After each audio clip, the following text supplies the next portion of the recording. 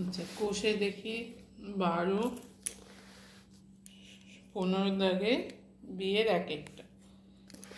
একটি নিরেট গোলকের ব্যাসার্ধের দৈর্ঘ্য দ্বিগুণ করলে গোলকটির আয়তন দ্বিগুণ হবে। এটা লিখতে হবে সত্য না মিথ্যা। তাহলে নিরেট গোলকের আয়তনের ফর্মুলা কি? নিরেট গোলকের আয়তনের ফর্মুলা হচ্ছে 4/3 পাই আর কিউব। এখানে দেখা যাচ্ছে যে 4/3 পাই, আর এর জায়গায় আমি 2 আর ব্যাসার্ধ দ্বিগুণ বলেছে, তাহলে আর এর জায়গায় হবে 2r এর কিউব।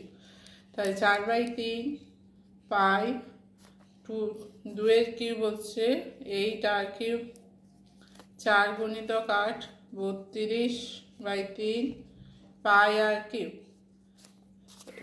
তাহলে এটা আগের আয়তনের কত গুণ হচ্ছে? 8 গুণিতক 4/3 পাই আর কিউব। এটা হচ্ছে আগের আয়তন, আগের আয়তনের 8 গুণ হবে। এখানে বলা আছে যে নিরেট গোলকের ব্যাসার্ধের দৈর্ঘ্য দ্বিগুণ করলে গোলকটির আয়তন দ্বিগুণ হবে। এটা মিথ্যা হবে, কারণ এখানে দেখা যাচ্ছে যে 8 গুণ হচ্ছে, 8 গুণিতক 4/3 পাই আর কিউব।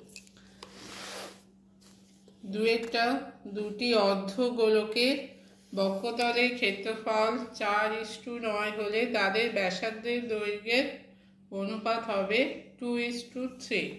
আচ্ছা, অর্ধগোলকের ক্ষেত্রফল হচ্ছে অনুপাত 4πr1² 4πr2² সমান 4:9।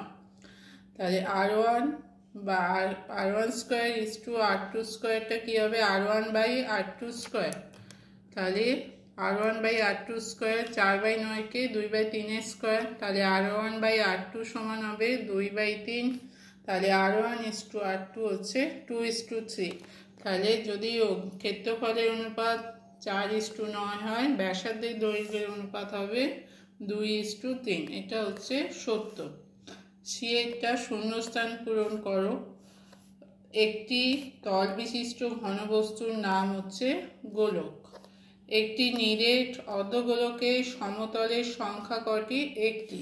নিরেট অর্ধগোলক এইরকম দেখতে। অর্ধগোলকের দুটি তল, একটা হচ্ছে সমতল, একটা হচ্ছে বক্ষতল। এখানে চেয়েছে সমতলের সংখ্যা, সমতলের সংখ্যা হচ্ছে একটি। একটি নিরেট অর্ধগোলকের ব্যাসার্ধের দৈর্ঘ্য 2r একক হলে সমগ্র তল ক্ষেত্রফল কত হবে? সমগ্র তল ক্ষেত্রফলের ফর্মুলা কি? নিরেট অর্ধগোলক মানে 3πr²। আর এর জায়গায় কি আছে? 2r। তাহলে 3π × 2r এর স্কোয়ার। 2 এর স্কোয়ার হচ্ছে 4, 4 3 হচ্ছে 12 পাই আর স্কোয়ার। তাহলে এখানে সমগ্র তলের ক্ষেত্রফল হবে 12 পাই আর স্কোয়ার বর্গ একক।